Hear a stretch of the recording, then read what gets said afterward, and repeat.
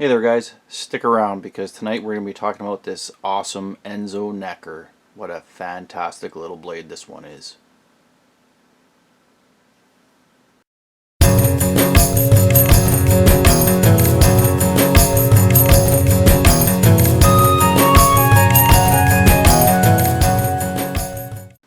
Hey there guys, UrbanSuburban here. Got another knife review for you here today. On the table today we have the Enzo Necker. Now I've done a quick little preview video of this when I first got it, and I have put this thing through its paces over the last few weeks and have really come to love this knife. This is by far my favorite neck knife that I own up to this point. I mean, that's always subject to change of course, but I absolutely love this knife. It is a fantastic little blade. First of all, let's just go over the dimensions on this thing. 2.3 ounces for the blade, so it's nice and light. Of course, this is a neck knife, so you don't want a big chunk of steel hanging around your neck, but this thing just feels nice. It just feels just about right for around your neck. You got an overall length of 6.125 inches and a 2.5 inch blade. So it's not a tiny little blade. You can get some serious work done with this thing, as I have done, and I have and will show you guys. The blade is a stainless steel. It's a Sandvik 12C27. That's the same stainless steel that Moras use in their stainless blades. Hella uses in their knives. A lot of Scandinavian knife companies that make stainless blades, that is the steel that they use. I know a lot of guys prefer high carbon steels for their blades, but you know what? I don't mind a stainless steel, especially for a neck knife, because you're not, I mean, I'm not going to be pounding this through 6-inch logs, really hardcore stuff.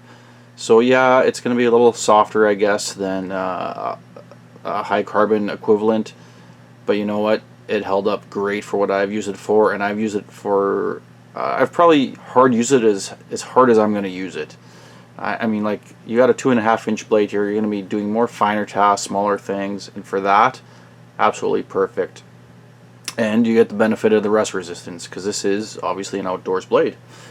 As you can see here, this one's got a full flat grind with a satin finish on it, the drop point style here.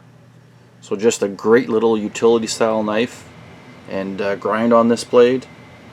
The blade thickness is 0.013 inches, so not paper thin, but not overly thick. You don't need a super thick blade, or I don't need a super thick blade for something this small. I mean, that's obviously personal preference, but my opinion is that's just about right where it is there. Also has a very sharp spine.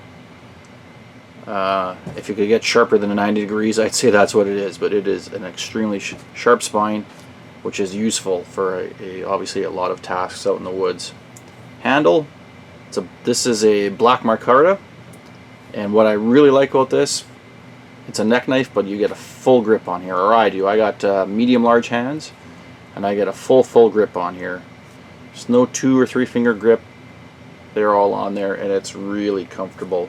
Contoured nicely, the edges are all rounded there. Of course, you have a lanyard hole that you can see, which I'm utilizing. So if I want, I can even choke back on this and grip the lanyard. I'm not sure why I'd want to, but if I wanted a little extra reach, I could go for that. But again, with that full grip, super comfortable, and the scales make it nice and thick.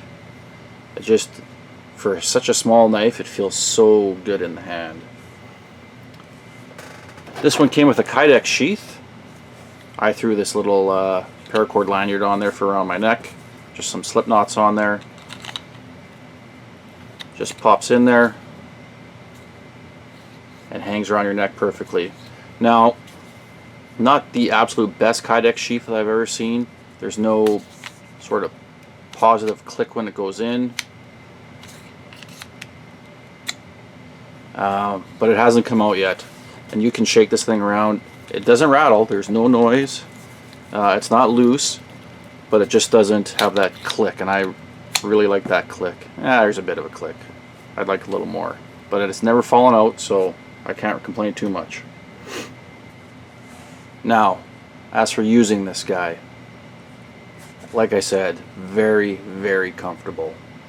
I tested the heck out of this thing when I made a baton a couple weeks ago. I posted a video on that, and I purposely used this knife for the bulk of the creation of that baton because I really wanted to test this knife out. I've used this on quite a few day trips, out and about, short little hikes, that sort of thing.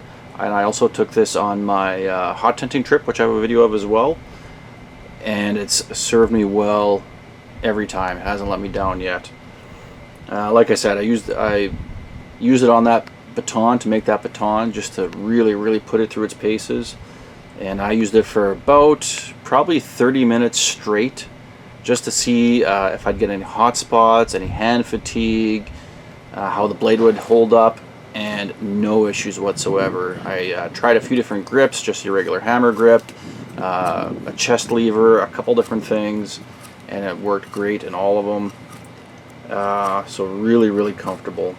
It was still nice and sharp after that. I mean, I pounded it through knots and took off little branches and really worked the edge on this thing, and it was still cutting paper after that.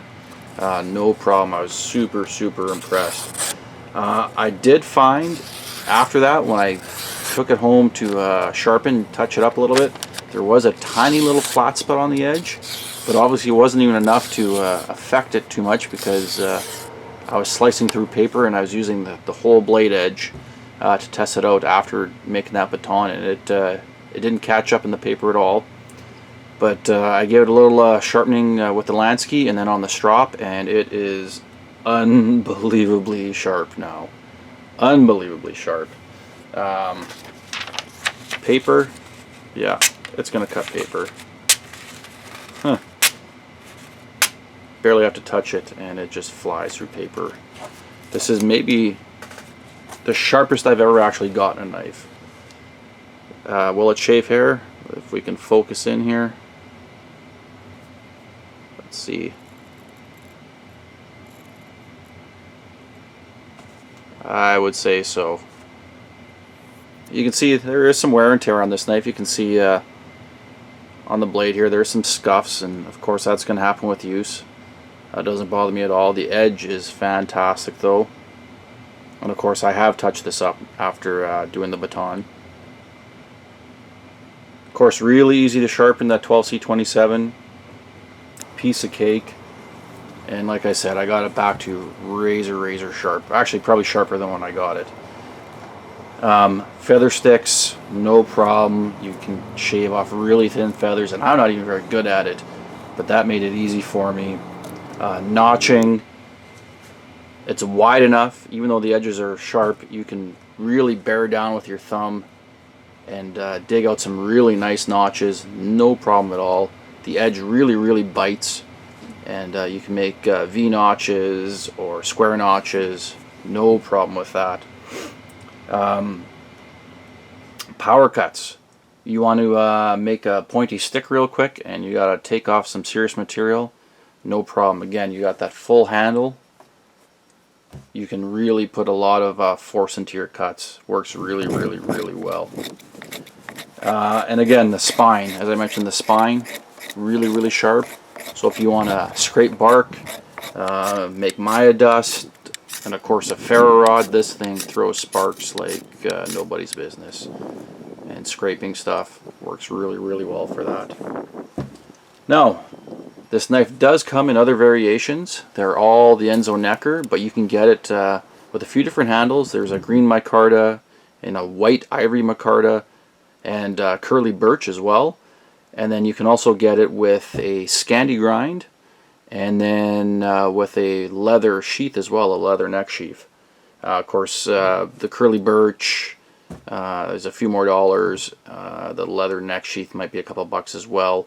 But there's 4 or 5 different variations of this knife, all with the 12C27 steel, all the same blade shape and thickness, just either a flat grind or a Scandi grind.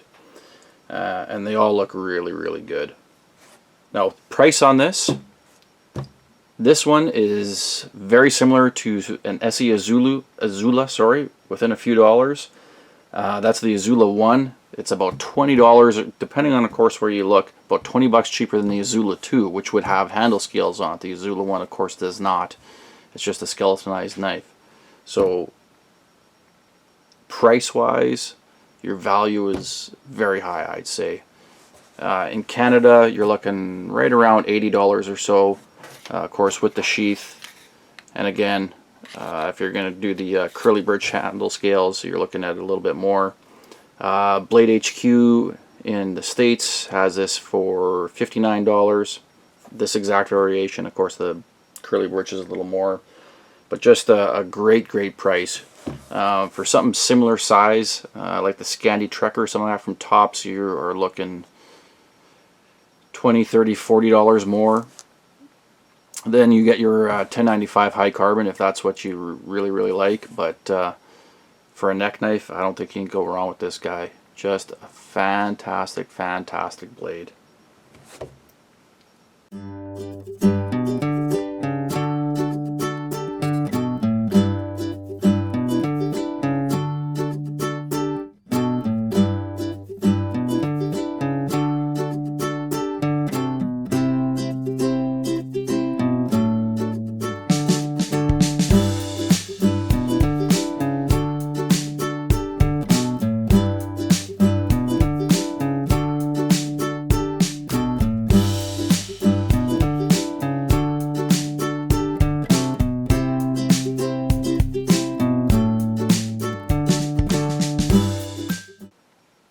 Anyway, guys, just wanted to get this quick video out to you guys.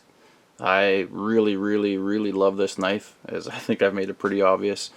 Again, this is the Enzo Necker, and it is one fantastic little neck knife. It's definitely the favorite that I have so far, and one of my overall favorite knives at this point as well. So anyway, guys, take care. We'll talk to you guys soon. Have a good night.